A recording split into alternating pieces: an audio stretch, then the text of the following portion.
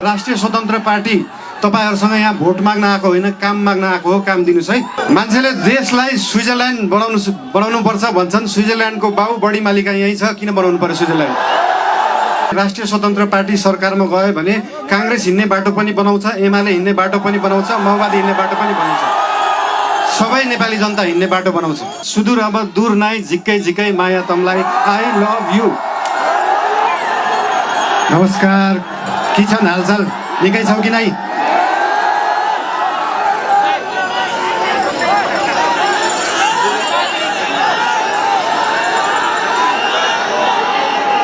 बेली छकालै एउटा सुइना देखेको थिएँ।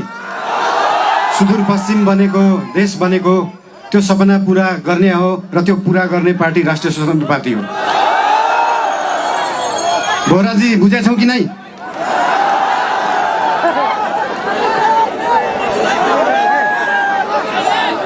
खल्तीमा पैसा नभएको विपन्न गरिबले शिक्षा पाउनु पर्यो, त्यो हो हाम्रो एजेन्डा। खल्तीमा पैसा नभएको विपन्न गरिबले स्वास्थ्य उपचार पाउनु पर्यो, त्यो हो हाम्रो एजेन्डा।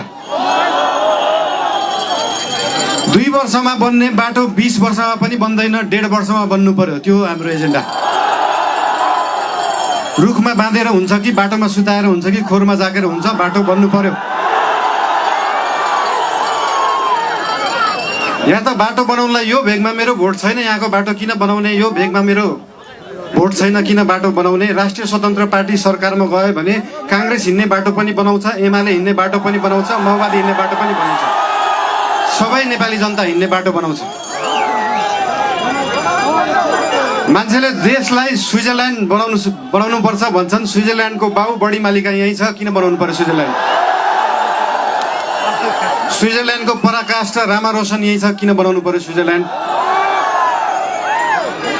खप्तड नेसनल पार्क यही छ, किन बनाउनु पर्यो स्विजरल्यान्ड? हामी नेपालीहरू माल भएको चाल नपाएको मान्छेहरू पर्यौं। भएको चिज देखाउनै सकेका छैन, सुदूरपश्चिमलाई जोड्नै सकेका छैन। सुदूरपश्चिम त्यो दिन जोडिन्छ जुन दिन सुदूरपश्चिममा एकदम धेरै कलाकार हुँदो रहेछ। 8 लाख सब्सक्राइबर भएको, 1 मिलियन सब्सक्राइबर भएको, तर त्यो गीत काठमाडौँको चोकचोकमा बज्दैन। जुन दिन सुदूरपश्चिमको गीतहरू काठमाडौँको चोकचोकमा बज्छ अनि बल्ल जोडिन्छ सुदूरपश्चिम काठमाडौँसँग। सुरुमा त गीत बज्नु पर्यो, त्यसपछि आवाज बज्छ, त्यसपछि माग पूरा हुन्छ। सुन्दा सानो जस्तो लाग्छ, तर त्यो हो राष्ट्रिय स्वतन्त्र पार्टीको एजेन्डा।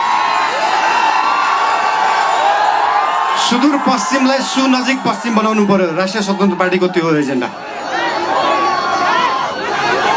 तपाईहरुलाई आज यहाँ आएर भेट्न पाइयो, धेरै खुसी लागेको छ। म